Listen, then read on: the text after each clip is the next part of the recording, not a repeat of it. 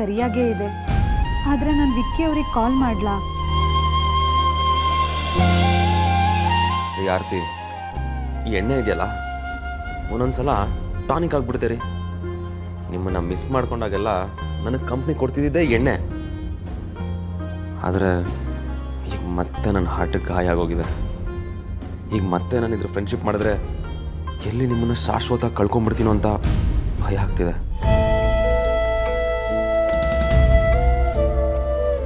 Phone ಕೊಡು ಅಂಜು. ಅಕ್ಕ ನಂಗೆ ತುಂಬ ಬೋರ್ ಆಗ್ತಿದೆ, ಗೇಮ್ ಆಡಬೇಕು. ಹೀಗೆ ನೀನು ಫೋನ್ ಕೊಡು ಅಂದರೆ ಕೊಡೋದೇ ಇಲ್ಲ ಅಂತೀಯಾ? ಫೋನ್ ಕೊಡು ಅಂಜು. ನಾನು ಕೊಡಲ್ಲ, ಗೇಮ್ ಆಡಬೇಕು. ಹಠ ಮಾಡಬೇಡ, ಫೋನ್ ಕೊಡು ಅಂಜು. ಏನೇ ನೀನು ಹುಡುಗಾಟ?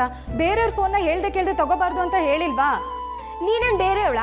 ಅಷ್ಟಕ್ಕೂ ಅಕ್ಕ ತಂಗಿನ ಮಧ್ಯೆ ಏನೂ ಸೀಕ್ರೆಟ್ ಇರಲ್ಲ ಅಂತ ನೀನೇ ಹೇಳಿಲ್ವಾ? ಅದು ಹಾಗಲ್ಲ ಕಣೆ. ಹೋಗಕ್ಕ, ಇದು ಮೋಸ. ಗೇಮ್ ಮಾಡ್ತೀನಿ ಕೊಡು ಅಂದ್ರೆ ಕೊಡೋದೇ ಇಲ್ಲ ಅಲ್ವಾ? ನೀನೇ ಇಟ್ಕೋ, ಬೇಡ.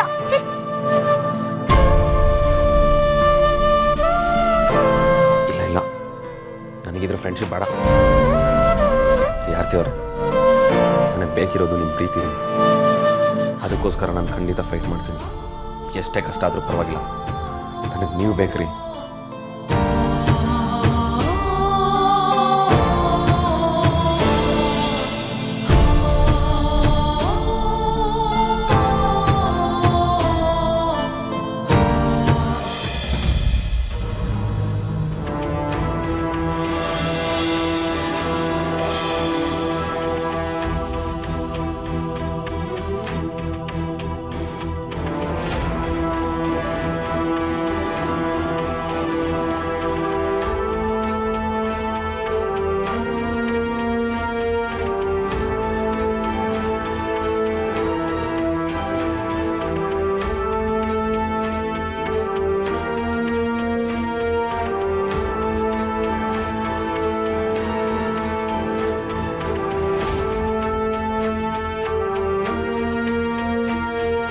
ಶಾಸ್ತ್ರಿಗಳೇ, ಏನು ಯೋಚನೆ ಮಾಡ್ತಿದ್ದೀರಾ?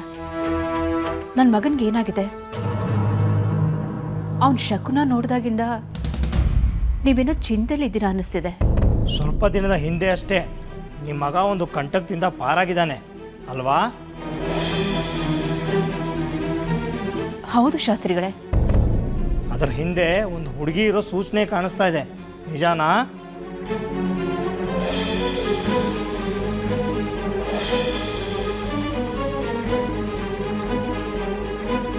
ಹೌದು ಶಾಸ್ತ್ರಿಗಳೇ, ಅದೇ ಹುಡುಗಿನೇನಾ ನಮ್ಮ ವಿಕ್ಕಿ ಪ್ರೀತಿಸ್ತಿರೋದು? ಹೌದು, ತುಂಬ ಮಾತಾಡೋ ಹುಡುಗ. ನೀವು ಎಷ್ಟೇ ಕೇಳಿದ್ರು ಅವಳು ಯಾರು ಅಂತ ಬಾಯಿ ಬಿಡ್ತಾ ಇಲ್ಲ ಅಲ್ವಾ? ನೀವು ಹೇಳ್ತಿರೋದು ನಿಜ ಶಾಸ್ತ್ರಿಗಳೇ. ನನ್ನ ಮಗನಿಗೆ ಏನಾಗಿದೆ? ಇದೆಲ್ಲ ಯಾವಾಗ ಸರಿ ಹೋಗುತ್ತೆ? ಇದಕ್ಕೆ ಪರಿಹಾರ ಅಂತ ಯಾವುದಾದ್ರೂ ಪೂಜೆ ಪುನಸ್ಕಾರ ಇರಬೇಕಲ್ವಾ? ಏನಮ್ಮ, ನೀವು ನಾನು ಎಷ್ಟು ವರ್ಷದಿಂದ ನೋಡ್ತಾ ಇದ್ದೀರಾ? ಅನುಕೂಲಕ್ಕೆ ಗ್ರಹಗತಿಗಳನ್ನು ಬದಲಾಯಿಸೋಕ್ಕೆ ಸಾಧ್ಯನಾ? ಇದು ಒಂದು ವಿಧಿನಮ್ಮ. ಹಣೆ ಬರ ಬದಲಾಯಿಸೋಕ್ಕೆ ಸಾಧ್ಯ ಇಲ್ಲ.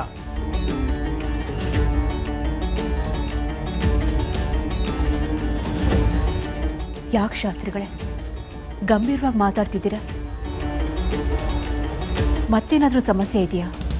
ಗಂಭೀರವಾದ ಸಮಸ್ಯೆನೇ ಇದೆ, ಆದರೆ ಅದನ್ನು ಹೇಳದೇ ಇರೋದೇ ಉತ್ತಮ ಅನ್ನಿಸ್ತಾ ಇದೆ. ಹೇಳ್ಬಿಡಿ ಶಾಸ್ತ್ರಿಗಳೇ, ಅದೇನೇ ಇದ್ರೂ ಹೇಳ್ಬಿಡಿ. ನಾನೀಗಾಗಲೇ ತುಂಬ ನೊಂದು ಹೋಗಿದ್ದೀನಿ. ಆ ಹುಡುಗಿಯಿಂದ ನಿಮ್ಮ ಮಗನ ಮರಣದೋಷ ಇದೆ.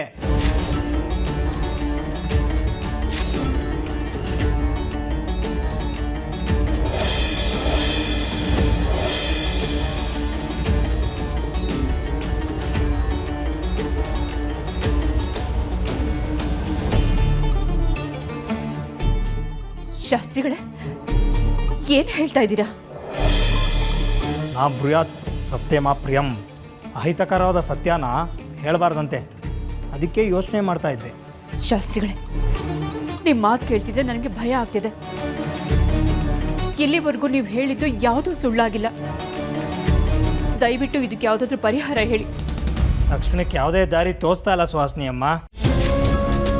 ನಿಮ್ಮ ಮಗನ ಮನ ಒಲಿಸಿ ಹುಡುಗಿ ಯಾರು ಅಂತ ಗೊತ್ತು ಮಾಡ್ಕೊಂಡು ನಂಗೆ ತಿಳಿಸಿ, ಆಮೇಲೆ ಯೋಚನೆ ಮಾಡೋಣ. ನೀನ್ ಮೊದಲು ಗೌತಮ್ ಹತ್ರ ಸಾರಿ ಕೇಳು ಅಷ್ಟೇ. ಏಯ್, ಎಲ್ಲದಕ್ಕೂ ಒಂದು ಲಿಮಿಟ್ ಇದೆ. ಆ ಫ್ರಾಡ್ ಹತ್ರ ಸಾರಿ ಕೇಳೋದಕ್ಕೆ ನನಗೇನು ಹುಚ್ಚಿಡ್ದಿದ್ಯಾ? ನಾನು ಕೇಳೋದು ಇಲ್ಲ.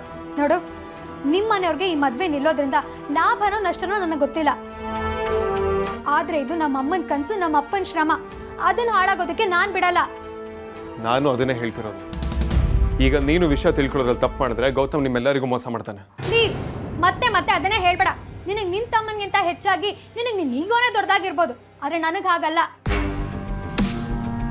ನೀನ್ ಸಾರಿ ಕೇಳ್ತೀಯೋ ಬಿಡ್ತೀಯೋ, ಮಾತಾಡ್ತೀಯೋ ಬಿಡ್ತೀಯೋ, ಅದ್ ನನಗೆ ಸಂಬಂಧ ಇಲ್ಲ. ಹೇಗಾದ್ರೂ ಮಾಡಿ ನಾನೇ ಇದನ್ನ ಸರಿ ಮಾಡ್ತೀನಿ. ನೀನು ತಿಳ್ಕೊಂಡಿರೋದೇ ಸತ್ಯ ಅಂತ ನೀನು ನಂಬ್ಕೊಂಡಿದ್ರೆ ಯಾವುದು ಸರಿಯಾಗೋದಕ್ಕೆ ಸಾಧ್ಯನೇ ಇಲ್ಲ. ಆಯ್ತು ಬಿಡಪ್ಪ, ಇದು ನನ್ನ ಕರ್ಮ, ನನ್ನ ಸಮಸ್ಯೆ. ನಾನೇನಾದ್ರೂ ಮಾಡ್ಕೋತೀನಿ, ಆದ್ರೆ ನೀನು ನನ್ನ ದಾರಿ ಗಡ್ಡ ಬರಬೇಡ ಅಷ್ಟೇ. ನೀನ್ ಸಾರಿ ಕೇಳಲ್ಲ ಅಂದ್ರೆ ಕತ್ತೆ ಬಾಲ ಕುದುರೆ ಜುಟ್ಟು. ಆದ್ರೆ ಮತ್ತೆ ಗೌತಮ್ನ ಕರೆಸಿ ಈ ರೀತಿ ಅವಮಾನ ಮಾಡೋದೆಲ್ಲ ಇಟ್ಕೋಬೇಡ. ಲಾಸ್ಟ್ ಇನ್ನೊಂದ್ಸಲ ಅವ್ರ ವಿಚಾರಕ್ಕೆ ತಲೆ ಹಾಕಿದ್ರೆ ಚೆನ್ನಾಗಿರಲ್ಲ.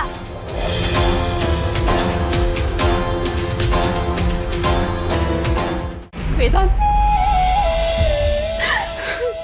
ಅಮ್ಮ, ಏನಾಯ್ತಮ್ಮ?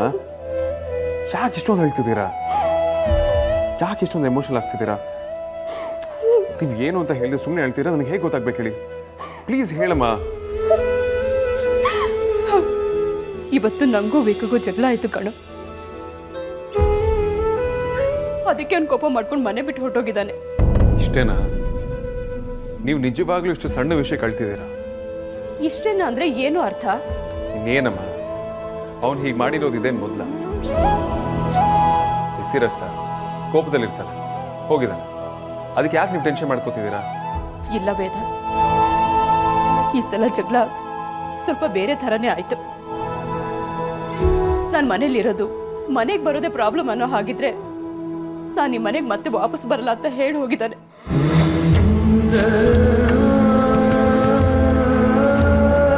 ಸರಿ, ಏನಾಯ್ತು ಅಂತ ಹೇಳಿ. ಏನ್ ಜಗಳ?